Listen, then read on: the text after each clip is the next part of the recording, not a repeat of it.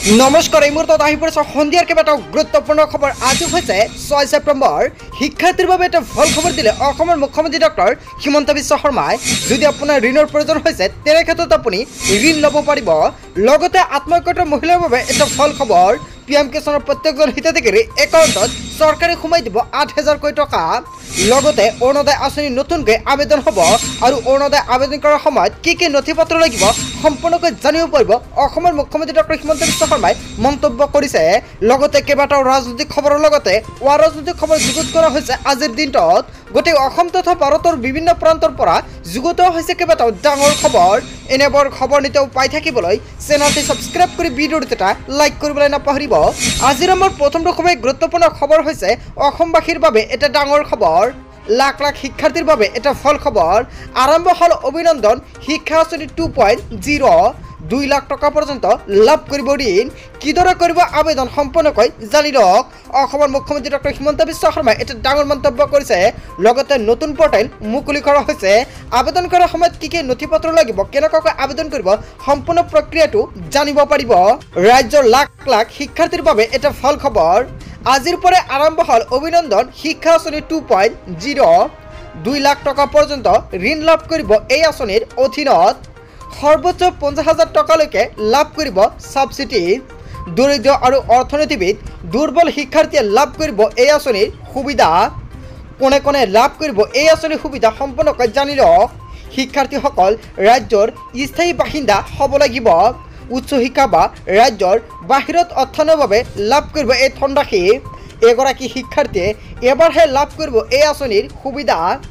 লগতে কোনো চৰকাৰী চাকৰিয়াল বা মন্ত্ৰী বিধায়কৰ সন্তানে আবেদন কৰিব নোৱাৰিব এই আঁচনিৰ বাবে। শিক্ষক দিৱসৰ দিনাই অনলাইনযোগে মুকলি কৰা হ'ব এই আঁচনি।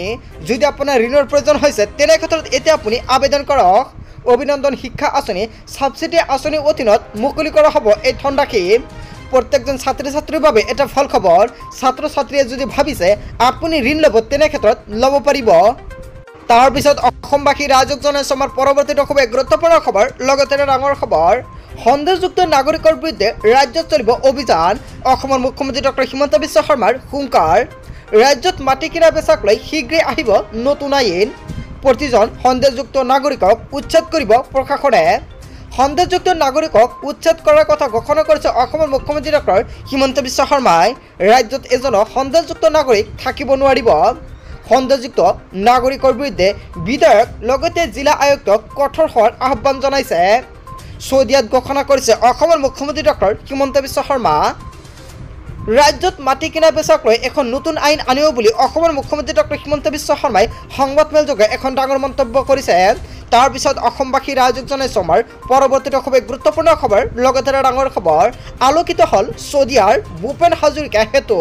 PM সূৰ্যকৰ আঁচনিৰ পৰা নিৰাপত্তাৰ দিশ লৈ মুখ্যমন্ত্ৰীৰ ডাঙৰ মন্তব্য। অসমৰ মুখ্যমন্ত্ৰী ডক্টৰ হিমন্ত বিশ্ব শৰ্মাই কেইবাটাও গুৰুত্বপূৰ্ণ মন্তব্য কৰিছে সংবাদমেলযোগে। প্ৰধানমন্ত্ৰী সূৰ্যকৰ আঁচনিক লৈ মুখ্যমন্ত্ৰী হিমন্ত বিশ্ব শৰ্মাৰ ডাঙৰ মন্তব্য। এই আঁচনিৰ জৰিয়তে 3 কিলোৱাট সৌৰশক্তি লাভ কৰিব প্ৰতিটো পৰিয়ালে। আৰু এই আঁচনিত কেন্দ্ৰ ৰাজ্য চৰকাৰৰ ছাবচিডি আছে। ৰাইজে মাত্ৰ অকণমান পইচা দিব লাগিব আৰু এই উৎপাদিত বিদ্যুতৰ 1.5 কিলোৱাট বিদ্যুৎ চৰকাৰে কিনি ল'ব। প্ৰধানমন্ত্ৰী সূৰ্যকৰ আঁচনিৰ বাবে নালাগে কোনো আবেদনৰ মাচুল আৰু এই আঁচনিৰ অধীনত বিনামূলীয়াকৈ লাভ কৰিব বিদ্যুৎ সেৱা। এই আঁচনিৰ বাবে ভাৰত চৰকাৰ আৰু অসম চৰকাৰে সাহায্য দিব জনতাক। 1 কিলোৱাটৰ বাবে ভাৰত চৰকাৰে দিব 30,000 টকা আৰু অসম চৰকাৰে দিব 15,000 টকা। মাত্ৰ 5,000 টকাতে আপুনি লাভ কৰিব 1 কিলোৱাটৰ ছ'লাৰ পেনেল। 2 কিলোৱাটৰ ক্ষেত্ৰত ভাৰত চৰকাৰে দিব 60,000 টকা, অসম চৰকাৰে দিব 30,000 টকা। লগতে 3 কিলোৱাটৰ ক্ষেত্ৰত মোদী চৰকাৰে দিব 78,000 টকা আৰু অসম চৰকাৰে দিব 45,000 টকা। আৰু এই বাকী টকাৰ বাবে চৰকাৰী কৰ্মচাৰীয়ে ল'ব পাৰিব এই ঋণসমূহ। চৰকাৰে কেইবাটাও গুৰুত্বপূৰ্ণ সিদ্ধান্ত গ্ৰহণ কৰিছে। যদি আপোনাৰ বিদ্যুৎ বিল বেছি আহিছে তেনে ক্ষেত্ৰত এতিয়া আপুনি সূৰ্যকৰ আঁচনিৰ পৰা ছ'লাৰ পেনেলটো আবেদন কৰক। আপুনি কেনেকুৱাকৈ আবেদন কৰিব, লগতে কি নথিপত্ৰ লাগিব যদি আপুনি নাজানে নিশ্চয় কমেণ্ট কৰি জনাব। নেক্সট ভিডিঅ'ত সম্পূৰ্ণকৈ জনাই দিম।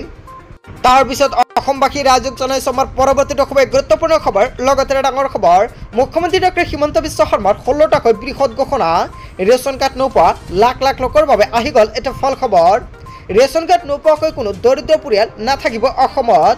নতুনকৈ 20 লাখ পৰিয়ালক দিয়া হ'ব নতুন ৰেচন কাৰ্ড। 15 ছেপ্টেম্বৰৰ পৰা এই নতুন ৰেচন কাৰ্ডৰ বাবে আৰম্ভ হ'ব আবেদন প্ৰক্ৰিয়া। জিলা ভিত্তিত বিতৰণ কৰা হ'ব এইসমূহ ৰেচন কাৰ্ড। ৰেচন কাৰ্ডৰ আবেদন কৰিবৰ বাবে বাধ্যতামূলক হ'ব আপোনাৰ আধাৰ কাৰ্ডখন। আবেদনৰ সময়ত সংলগ্ন কৰিব লাগিব আধাৰ কাৰ্ড। প্ৰপত্ৰ পূৰণৰ সময়ত আধাৰ কাৰ্ড, ভোটাৰ কাৰ্ড আদি গাঁঠি দিব লাগিব। নতুনকৈ ৰেচন কাৰ্ড দিয়াৰ বাবে হিমন্ত বিশ্ব শৰ্মা কেবিনেটত গ্ৰহণ কৰিছে এটা ডাঙৰ সিদ্ধান্ত। লগতে চাহ শ্ৰমিকৰ বাবেও এটা ভাল খবৰ আহি পৰিছে। অসম চৰকাৰৰ অধীনস্থ চাহ শ্ৰমিকে লাভ কৰিব পূজা বোনাছ। 20% পূজা বোনাছ লাভ কৰিব শ্ৰমিকসকলে আৰু এটা কিস্তিতে লাভ কৰিব এই পূজা বোনাছসমূহ। ৰাজ্য চৰকাৰৰ কৰ্মচাৰীলৈ এটা ডাঙৰ খবৰ প্ৰদান কৰিছে চৰকাৰে। চাকৰি কালত দুৰ্ঘটনাত মৃত্যু হ'লে লাভ কৰিব 1 কোটি টকা। লগতে ইঞ্চুৰেঞ্চ প্ৰিমিয়াম হিচাপে দিয়া হ'ব এই ধনৰাশি। দুৰ্ঘটনাত পতিত হৈ বিশেষভাৱে সক্ষম হ'লে লাভ কৰিব 80 লাখ টকা। লগতে ৰোগত আক্ৰান্ত হৈ মৃত্যু হ'লে পৰিয়ালটোৱে পাব সকলো চৰকাৰী সা সুবিধা। অতিৰিক্তভাৱে পৰিয়ালটোৱে লাভ কৰিব 10 লাখ টকা।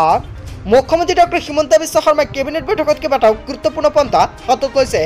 বন্ধু বান্ধৱীসকল, অসমৰ মুখ্যমন্ত্ৰী ডক্টৰ হিমন্ত বিশ্ব শৰ্মাই যিটো মন্তব্য কৰিছে আপুনি কি ক'ব? যদি আপোনাৰ কিবা মন্তব্য কৰিব লগা থাকে আপোনালোকৰ মন্তব্যটো নিশ্চয় কমেণ্ট বক্সত জনাব। তাৰপিছত অসমবাসী ৰাইজক জনাইছোঁ আমাৰ পৰৱৰ্তী খুবেই গুৰুত্বপূৰ্ণ খবৰ। লগতে এটা ডাঙৰ খবৰ, মাজত মাত্ৰ কেইবাটামান দিন ৰাজ্যৰ মহিলাসকলৰ বাবে আহি পৰিব এটা ভাল খবৰ। কিয়নো 15 ছেপ্টেম্বৰৰ বাবে সাজু কৰক এইকেইটা নথি পত্ৰ। প্ৰত্যেকজন মহিলাৰ বেংক একাউণ্টলৈ প্ৰত্যেক মাহতে চৰকাৰে সোমাই দিব টকা।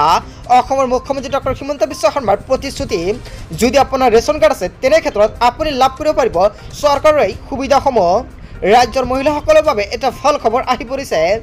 সাজু কৰক প্ৰয়োজনীয় নথি পত্ৰ। 1 ফেব্ৰুৱাৰীৰ পৰা ৰাজ্যৰ মহিলাসকলে লাভ কৰিব চৰকাৰী ধনৰাশি। 15 ছেপ্টেম্বৰৰ পৰা কৰিব পাৰিব আবেদন। নতুনকৈ 15,60,000 মহিলাক লোৱা হ'ব সামৰি। প্ৰতি সমষ্টিতে 10,000কৈ মহিলাক দিয়া হ'ব চৰকাৰী ধনৰাশি। অৰুণোদয় আঁচনিক লৈ হিমন্ত বিশ্ব শৰ্মা চৰকাৰৰ ডাঙৰ সিদ্ধান্ত। অৰুণোদয় 3.0 শীঘ্ৰেই এৰি দিয়া হ'ব ৰাজ্যৰ মহিলাসকলৰ বাবে। পূৰ্বতে অৰুণোদয় আঁচনিত অন্তৰ্ভুক্ত নোহোৱা প্ৰতিগৰাকী যোগ্য মহিলাক লোৱা হ'ব সামৰি। কি নথি পত্ৰ লাগিব অৰুণোদয় 3.0 আবেদন কৰাৰ সময়ত? ৰেচন কাৰ্ড থকা পৰিয়ালেহে লাভ কৰিব অৰুণোদয় আঁচনি। ৰেচন কাৰ্ড আধাৰৰ সৈতে লিংক হৈ থাকিব লাগিব। যদি আপোনাৰ ৰেচন কাৰ্ডৰ লগত আধাৰ কাৰ্ডটোত লিংক নাই তেনে ক্ষেত্ৰত অতি শীঘ্ৰে কৰি লওক, নহ'লে কিন্তু আপুনি নাপাব অৰুণোদয় 3.0 আঁচনিটো। আধাৰ লিংক নহ'লে নাপাব অৰুণোদয় আঁচনিৰ সুবিধা। ৰাজ্যৰ মহিলাসকলৰ বাবে ভাল খবৰ দিলে অসমৰ মুখ্যমন্ত্ৰী ডক্টৰ হিমন্ত বিশ্ব শৰ্মাই। বন্ধু বান্ধৱীসকল, গোটেই অসম তথা ভাৰতৰ বিভিন্ন প্ৰান্তৰ পৰা যুগুত হৈছে কেইবাটাও ডাঙৰ খবৰ। এনেবোৰ খবৰ নিতৌ পাই থাকিবলৈ চেনেলটি ছাবস্ক্ৰাইব কৰি ভিডিঅ'টো এটা লাইক কৰিবলৈ নাপাহৰিব। থ্যাংক ইউ ফৰ ৱাচিং ফুল ভিডিঅ'।